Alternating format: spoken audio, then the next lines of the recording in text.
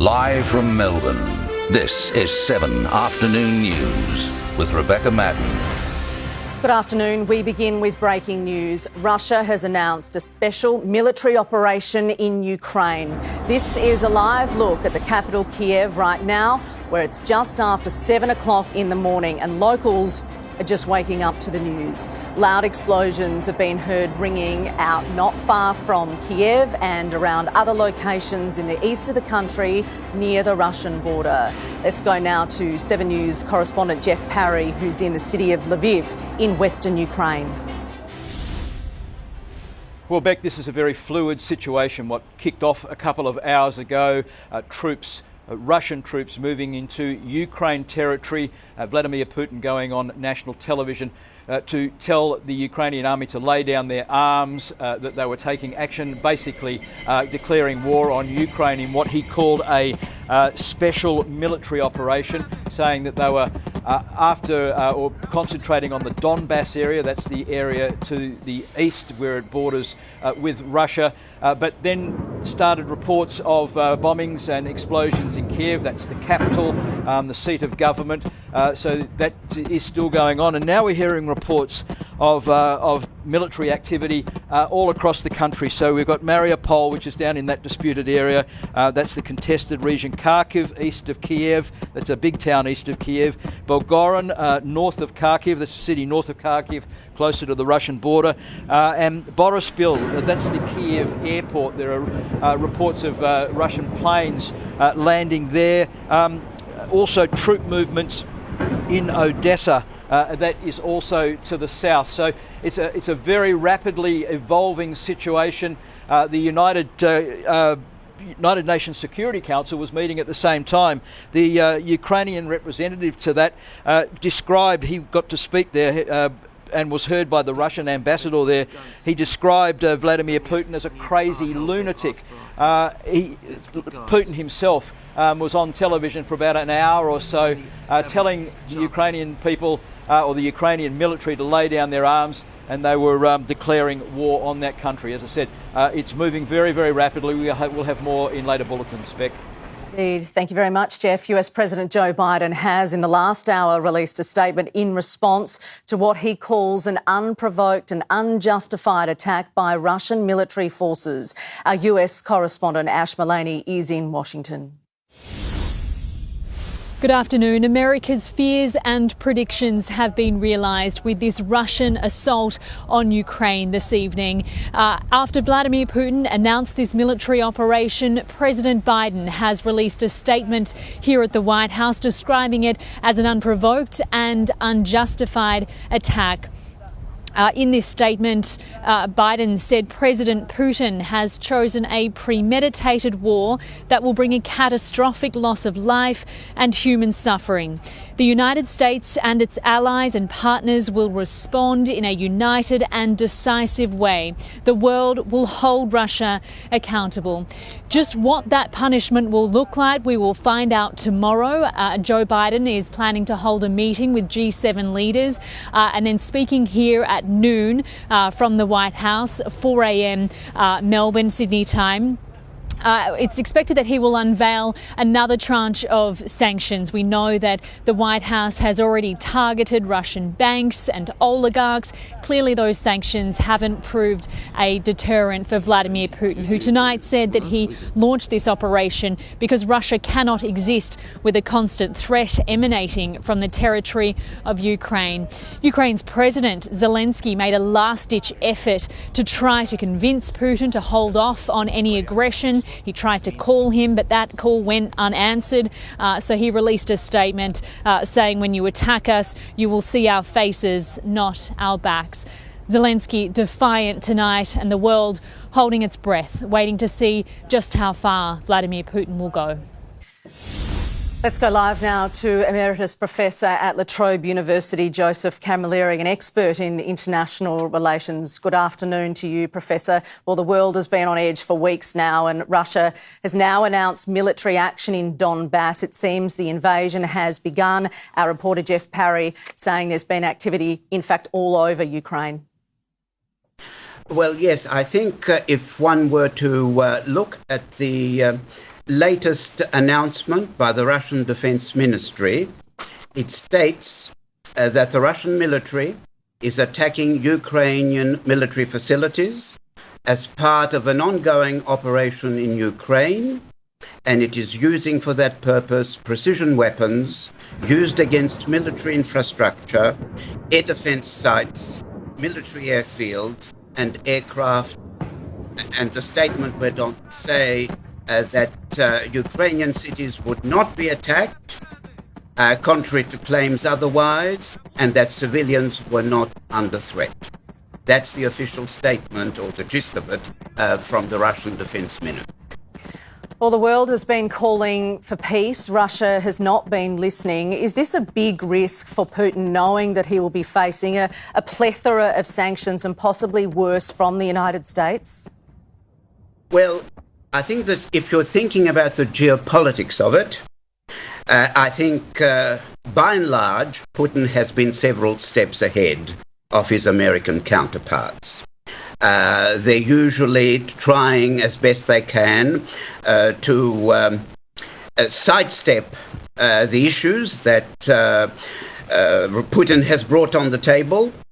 And I think, therefore, the dialogue has broken down. And this is his response to what he sees as the breakdown in the dialogue. The result is very unpleasant for many people, no doubt.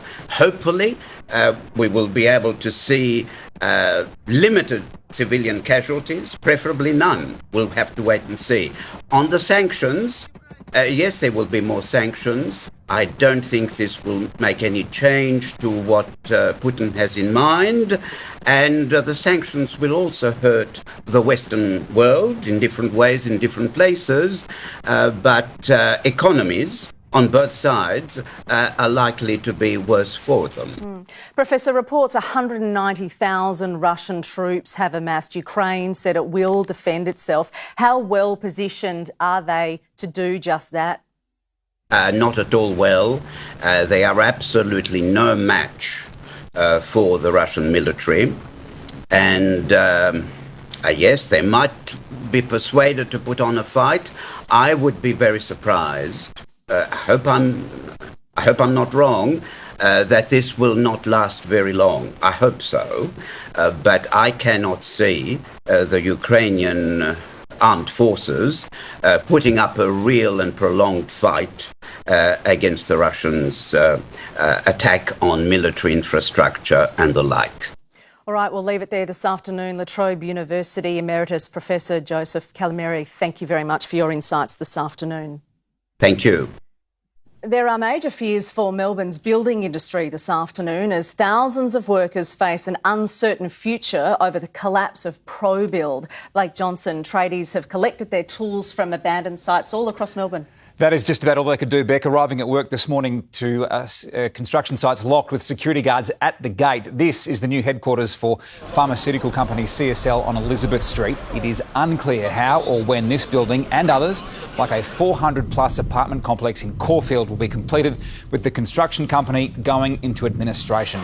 ProBuild's South African parent company claims Australia's border restrictions, snap lockdowns and mandatory work-from-home regulations had a considerable impact on property markets. There were signs of trouble, though. ProBuild's Australian revenue dropping around $800 million in 1 year. The construction industry is struggling with surging costs in labour and supplies. Do you have work lined up? Not sure. Waiting for a phone call. We'll see what happens. Just get our tools out and then we'll go from there. Now we don't know our future, so yeah, it's a bit of a worry. The Parliament again today debating new taxes on the construction sector at a time they can least afford it. Noting that it's a for-profit private company, we're always happy to try and provide support, and that can take many different forms. ProBuild has $5 billion in unfinished projects between here, Sydney and Brisbane. It employs 750 people directly and thousands indirectly, including tradies and contractors. The company says it will fight to stay in Australia, claiming it'll try to raise enough capital to avoid going under completely. OK, Blake Johnson, thank you very much. More than 1,000 police officers have been illegally carrying guns and performing arrests after a major red tape blunder. As Cassie Zervos reports, they were incorrectly sworn in, putting hundreds of cases under a major legal cloud. A huge administrative bungle has meant more than 1,200 police and public service officers were never officially sworn in as members. Between July 2014 and August last year, Deputy Commissioners had appointed acting Assistant Commissioners without the required delegation. Right now, anyone who's been tasered, anyone who's been pepper sprayed, anyone who's had force used on them by those officers, that force is unlawful and potentially those people could challenge it. A total of 1,076 police officers were wrongly sworn in by acting Assistant Commissioners. A further 157 Protective Service officers were incorrectly sworn in, as were 29 police custody officers.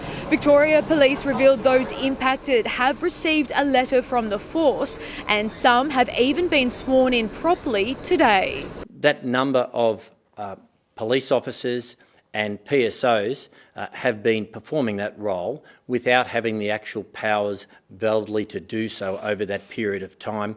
All these officers have acted in good faith. There has not been any deliberate misconduct here. The state government is redrafting the legislation and insists that the issue has had no impact on the training or the work of the officers affected. In this in-between period, you potentially have people who have been imprisoned unlawfully and could be making urgent applications to the court to be released. From today, Victoria Police will begin the process of swearing in those who have been affected. There's a new stoush over the lagging vaccine rollout for children, with the Premier taking a swipe at Health Minister Greg Hunt. Chanel Vella has the details. Well, the Premier hasn't taken kindly to a suggestion from the Federal Health Minister to begin a mass vaccination program in Victorian schools. Premier Daniel Andrews says our position has already been made very clear to the federal government. We've got arrangements in schools. We've run vax hubs and pop-ups in schools. I got a WhatsApp message from the Prime Minister like the day after I made those announcements saying it was one of the best things he'd ever heard. It was terrific. Well done. Well done. I got the Prime Minister saying it's the greatest thing we've ever done, and I got Greg Hunt out there, and frankly, Victorians don't take orders from Greg Hunt, the bloke who forgot to place an order for vaccines. Like, seriously. But the vaccination rate among 5 to 11-year-olds in Victoria remains slow. Right now, it sits at just 54.6%. That initial surge, really fantastic, strong surge of 5 to 11-year-olds getting vaccinated, slowed substantially when school went back. So we're still some way from being where we want to be.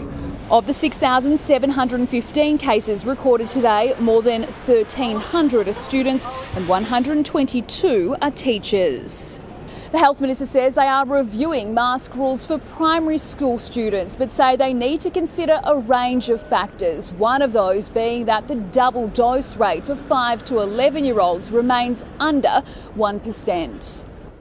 Former fugitive Graham Potter wants to be placed in protective custody following his high-profile arrest. Mr Potter arrived in Melbourne from Queensland last night after 12 years on the run. He faced court charge with conspiracy to murder, drug trafficking and failing to answer bail. He'll return to court in May. Up next, we return to the conflict in Ukraine as explosions rung out just minutes after Russia announced military action. Plus, a driver crashes into a Melbourne police station. And 2 future queens meet in Denmark as Kate hints at another child. We're right back in just a couple of minutes.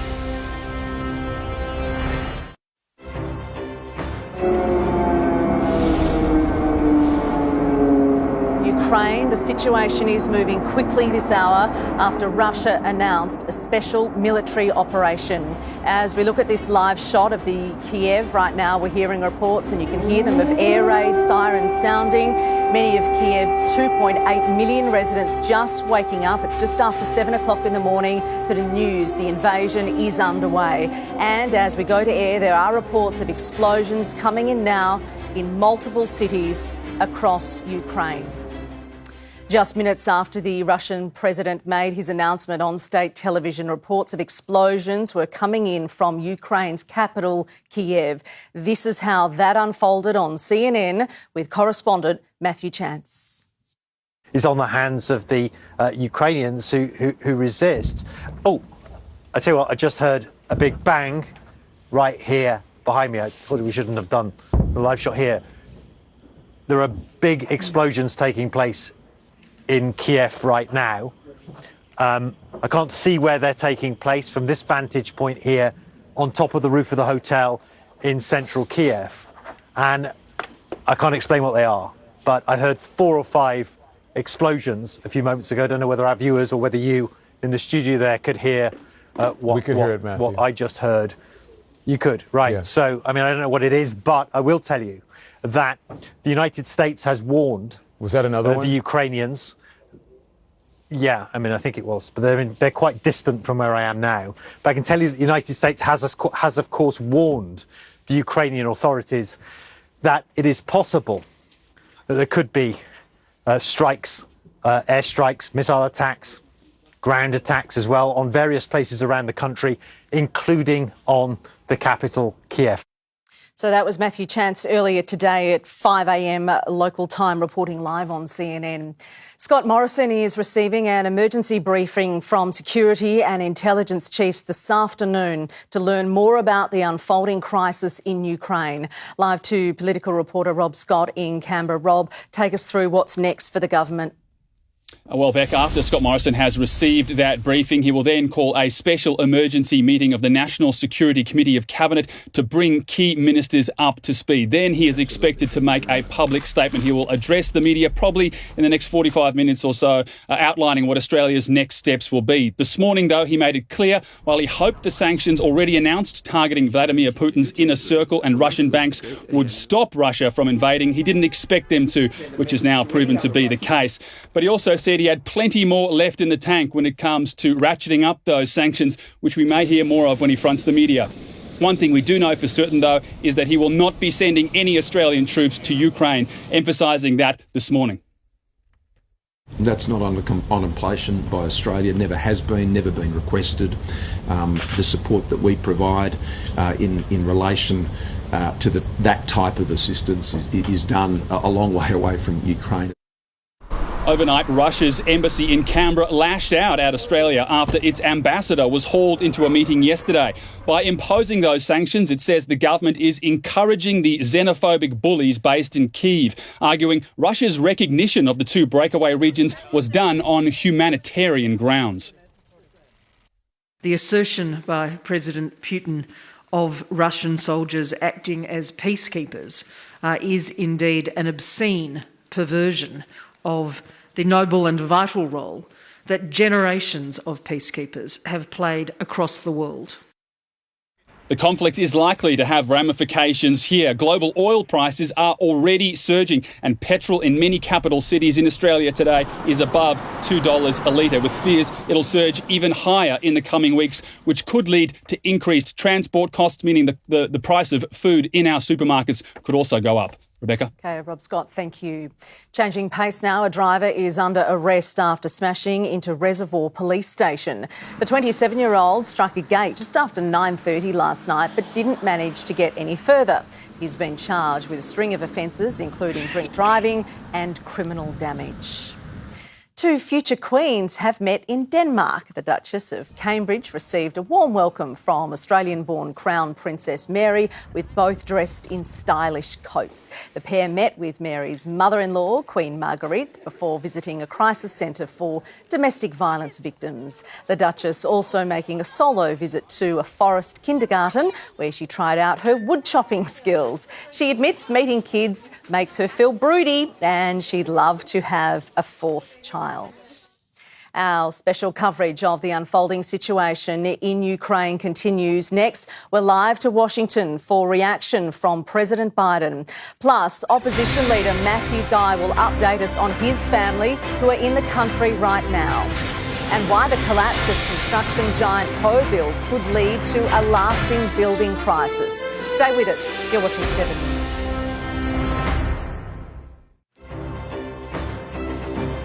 Taking a live look at the city right now, humid and 22 degrees outside at the moment. Jane Bunn will be here with the forecast a little later. Let's return now to the conflict in Ukraine, with Russia declaring a special military operation and sending troops in. US Bureau Chief Ashley Mullaney is in Washington, D.C. Ashley, US President Joe Biden has already voiced his concerns about this. Good afternoon, Rebecca. Yes, America's fears and predictions have been realised with this Russian assault on Ukraine. Moments after Vladimir Putin announced this military operation, US President Joe Biden released a statement describing it as an unprovoked and unjustified attack. He said President Putin has chosen a premeditated war that will bring a catastrophic loss of life and human suffering. He says the United States and its allies and partners will respond in a united and decisive way. The world will hold Russia accountable. Now, Biden plans to speak with G7 leaders tomorrow morning. He will then address the nation at noon, so 4 a.m. Melbourne time, where it's expected he will announce another tranche of sanctions. It was only yesterday that the White House announced those sanctions against Russia's banking system and oligarchs. Clearly, that has not proven a deterrence for Vladimir Putin tonight. The lights have gone out here at the White House tonight, but the president has been busy on the phone speaking to Ukraine's President Volodymyr Zelensky. We just received a readout of that call from the White House. He says that Zelensky has asked him to call on the leaders of the world to speak out clearly against President Putin's flagrant aggression and to stand with the people of Ukraine. President Zelensky made a last-ditch effort tonight to ask President Putin to hold off on an attack. His phone call went unanswered, so he addressed the Russian people directly, and he said, when you attack us, you will see our faces, not our backs. A defiant President Zelensky tonight, now facing this enormous crisis, the world holding its breath, waiting to see just how far President Putin will take this. Ashley Mullaney live in Washington. Thank you very much this afternoon. Opposition leader Matthew Guy has family in Ukraine and he now joins us from State Parliament. Matthew, good afternoon to you. What have you been hearing from your family, I understand?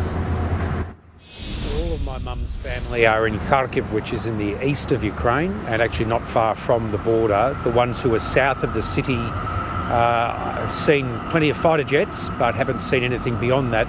Those in the city, Kharkiv is the second largest city in Ukraine, they've seen explosions on the outskirts of the city, government buildings as well. So they're very, very scared. One of my cousins in the southern part of the city said that a lot of people are starting to leave, and they've heard reports that people are leaving both Kharkiv and Kiev, which is the capital, and heading off to the western part of the country. So, you know, if that's the case, you're looking at a huge humanitarian disaster in the making at the hands of the Putin dictatorship. Matthew, it's all very well to say just get up and leave, but what avenues are available for people on the ground, for innocent victims in all of this? Well, that's a very important point. I mean, war gets no one anywhere, and particularly in a place like the east of Ukraine, it's February, it's cold. People will be on the road trying to get away from what they believe are Russian troops coming toward them, no doubt. And of course there'll be fighting. There'll be reports of fighting in the south of the country in Odessa, and so the Ukrainian army won't just abandon their post, they're going to fight. So that's going to see a humanitarian disaster. The country's got 42 million people. It's as big as New South Wales with that many people. So there's a lot of people, it's densely populated, and that's going to see a lot of chaos, and we obviously hope that can be averted in terms of human tragedy that may come. Yeah, Matthew, we are certainly thinking of your family and everyone involved in this conflict, which is going to develop certainly somewhat in the next 48 hours. Thank you. Take care. Well, thank you. Thanks for your time. There are concerns the collapse of construction giant ProBuild could be just the beginning for the building industry. Let's go to John Davies, the Australian Constructors Association CEO. John, thanks for your time this afternoon. ProBuild's certainly not the first to be in trouble, but it is certainly one of the biggest. What does this mean for the rest of the industry?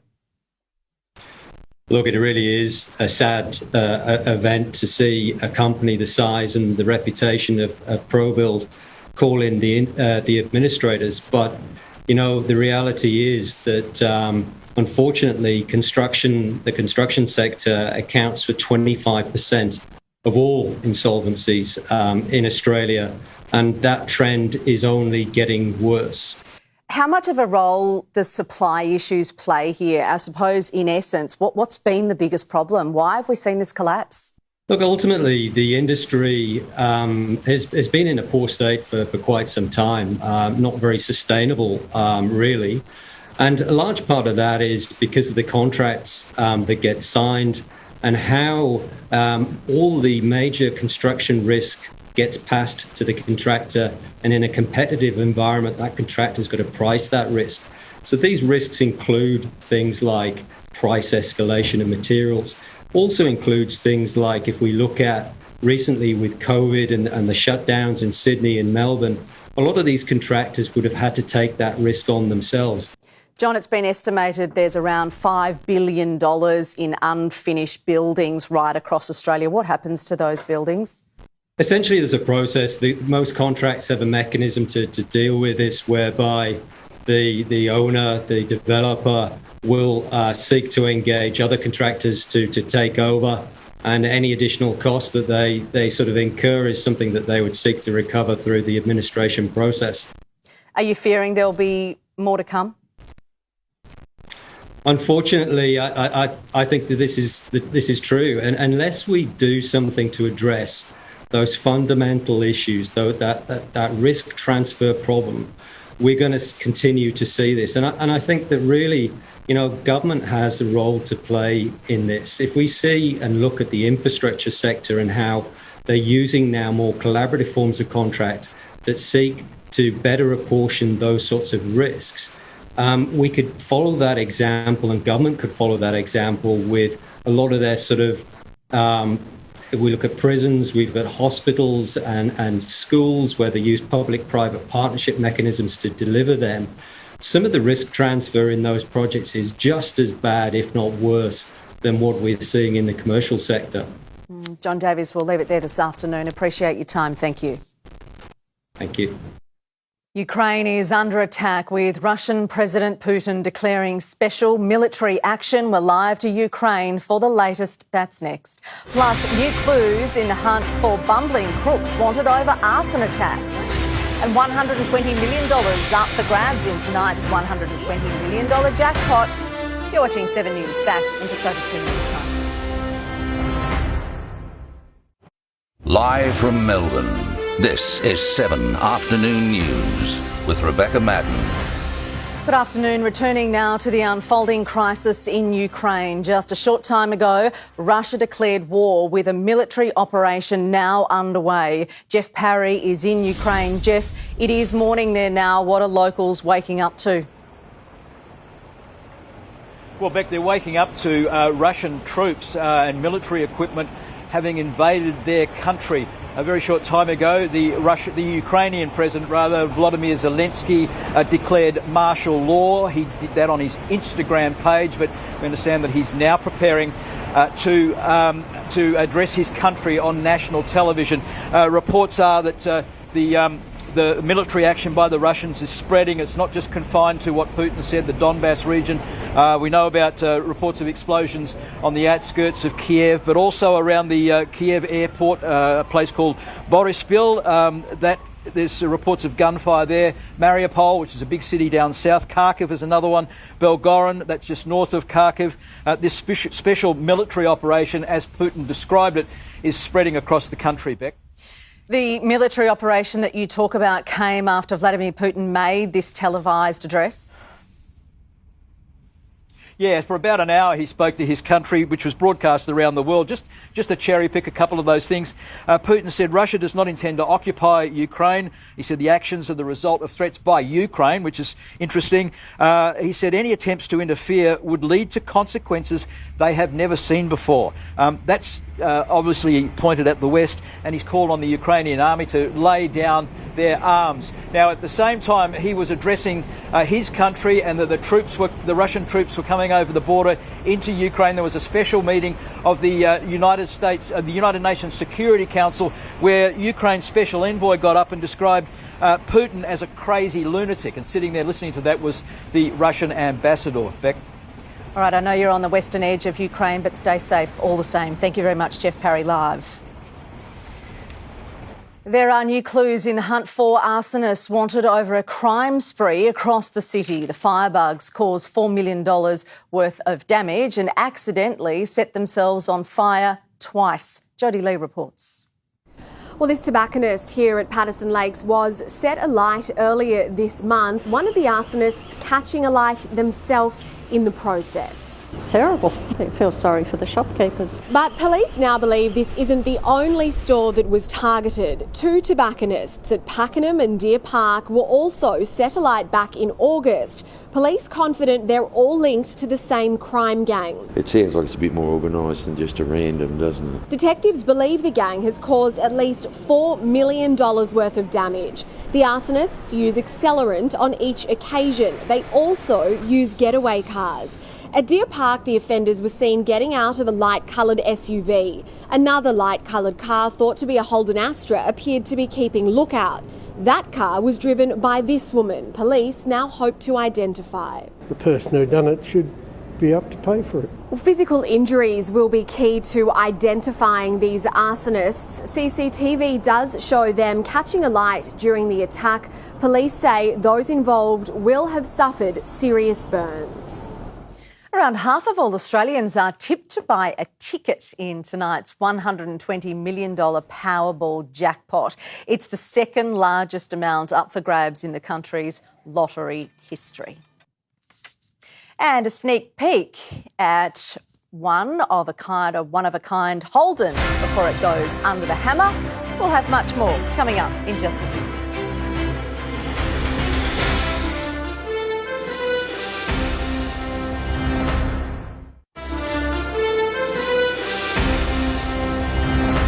A police officer accused of sharing a mugshot of Danny Laidley has apologised to the former North Melbourne coach and Victoria Police. Photos of Ms Laidley taken before she publicly transitioned went viral in May 2020. They were taken without her consent at the St Kilda police station after she'd been taken into custody. Today, a court heard Detective Murray Gentner, part of a group chat that discussed the images, regretted his actions, but he denies he's committed a crime.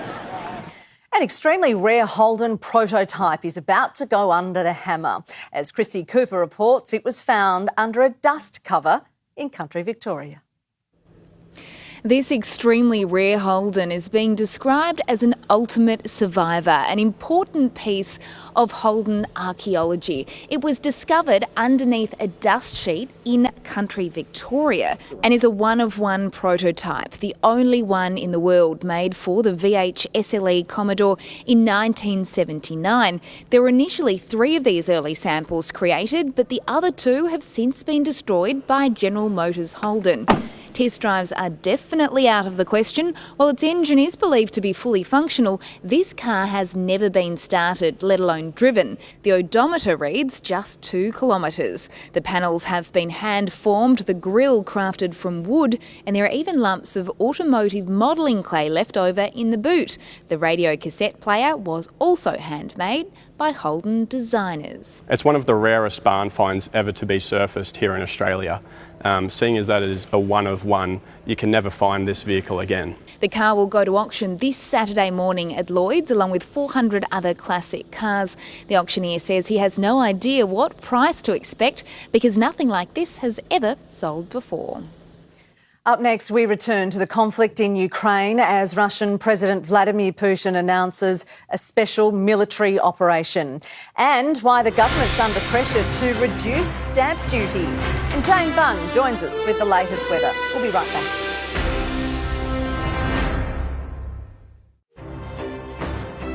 Welcome back to 7 News. This now is a live look at Kiev as Russia begins its invasion of Ukraine. President Vladimir Putin made an early morning announcement from Moscow saying he has decided to launch a special military action aimed at the demilitarisation of Ukraine. The move has already been condemned by world leaders. Moments after the broadcast, loud explosions were heard in cities near the eastern border, with even the capital Kiev experiencing shelling. The US has labelled it an unprovoked and unjustified attack by Russian military forces. He went on on to say he will meet with the G7 before announcing further consequences the United States and our allies and partners will impose on Russia. Back home now, there are growing calls for the state government to improve housing affordability for Victorians who are subject to the highest stamp duty in the country. There are concerns the levy is causing more Melburnians to consider moving interstate. Emma O'Sullivan reports. Victorians continue to pay the highest rate of stamp duty. The Housing Industry Association has released its annual Stamp Duty Watch report. It found the states that would benefit most from attracting more workers have the most punitive stamp duty taxes. It shows in Victoria the average home buyer pays just over $40,000 to state government coffers. That's just for stamp duty and doesn't take into account other property-related taxes. For a medium-priced home in Queensland, buyers pay almost $30,000 less. Certainly what we're seeing over the past 2 years is that those states with low stamp duty have attracted more workers.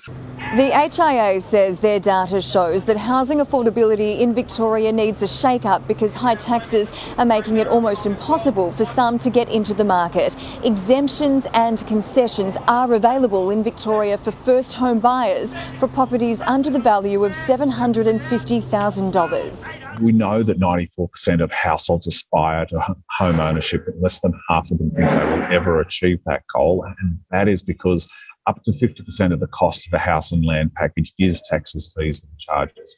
There are also concerns the high cost of stamp duty is hampering Victoria's ability to retain skilled workers, including builders and tradespeople. Melbourne lost 26,000 people to interstate in the year 2020. The most popular place to relocate to was Queensland. Let's take a quick look at Melbourne's roads now. Good afternoon, Hayley in the Macona traffic chopper. Taking a look at the Westgate Freeway, we had a damaged pit lid affecting traffic heading towards the Balti Bridge outbound. Thankfully, it has reopened after it's been repaired, but as you can see, still a bit of congestion easing off out of the Domain Tunnel. Feeling like you can't get a break from your 9 to 5? Why not make a little me time with Macona and enjoy a coffee moment to yourself? Macona, the perfect coffee to start every day. Have a good afternoon. Well, on a humid Thursday in Melbourne, Jane Bunn joins us now. Jane, how are we looking? Well, Beck, temperatures aren't very high, but the humidity certainly is, and it'll remain humid through the weekend and early next week. With moisture in the air, it can't cool down at night. Our low was 20 and it felt a few degrees warmer than that. But as the trough has moved on through, we are in a southerly wind, so it has only climbed to 23. With that trough through, there are no storms in the Melbourne area. They are up to our north and they won't be coming here. We are all dry tonight, but remaining humid. There are plenty of storms in northern and eastern Victoria. They're slow moving, and if you're directly underneath one, the rain is absolutely torrential. Now, that is occurring most up on the eastern ranges in this yellow zone here, but the storm between about Hopetoun and Bendigo is certainly packing a punch. A high pressure system pushes moist air into the eastern states, and then an inland trough turns that into thunderstorms. There is a second trough though that is running here down the east coast, and that has the heaviest rain in southeast Queensland and northeast New South Wales. A cold front that is passing to our south, this one through here, that pushed our trough into eastern parts of the state, but it'll gradually move backwards over the weekend. So the storms, they'll continue for the next few hours and then gradually ease this evening. The sun is their energy. They'll ramp back up again by tomorrow afternoon, but it's only for these eastern parts here thanks to that trough. Then on Saturday, the trough retrogresses. It moves backwards, so the storms come with it. They'll spread back into similar areas that saw them today, heading into the northwest there as well, and possibly coming to Melbourne's outer north. Around the nation tomorrow, more than 100 millimetres is likely in Brisbane, but Sydney and Canberra are more up to about 20 millimetres in showers and storms tomorrow, so the heaviest falls are in Brisbane and surrounds. Early drizzle in Hobart and then cloudy. It is mostly sunny in Adelaide, a sunny afternoon there, it's 29, 34 and mostly sunny in Perth. To Victoria, east of Shepparton to Traralgon, so these areas here, there is the risk of showers and thunderstorms. If you get a storm there, it does bring heavy falls. Cloud does come in across the rest of the south in humid southeasterly winds, but the northwest of the state does look mostly sunny for tomorrow. So in Melbourne, it is remaining humid, and it's remaining humid across the weekend as well and into early next week. Tomorrow, a cloudy morning, then the afternoon, a mix of sunshine and some cloud. There's no wet weather, but it's a top of 23, feeling a bit warmer than that as it's muggy back. OK, terrific. Thanks so much, Jane. Now let's check in with Peter Mitchell, who's getting ready for 7 News at 6. Thanks, Beck. Coming up at 6, very concerning news from Ukraine this afternoon as Russia begins military operations. We're crossing live to Lviv for the very latest on what's unfolding there. Our stock market plunged 3% after Vladimir Putin's declaration. Just what impact will this have on our petrol, gas and food prices? Also, Victoria's construction crisis, jobs at risk as building giant ProBuild collapses, and a warning that's just the start of the industry's big problems. And can you help police catch a group of firebugs targeting small businesses? They've already caused $4 million damage. All these stories and more at 6. Beck. Thank you, Mitch, and that's all from Melbourne's afternoon news. Thank you very much for joining us. For now, from the 7 News team, enjoy the rest of your afternoon.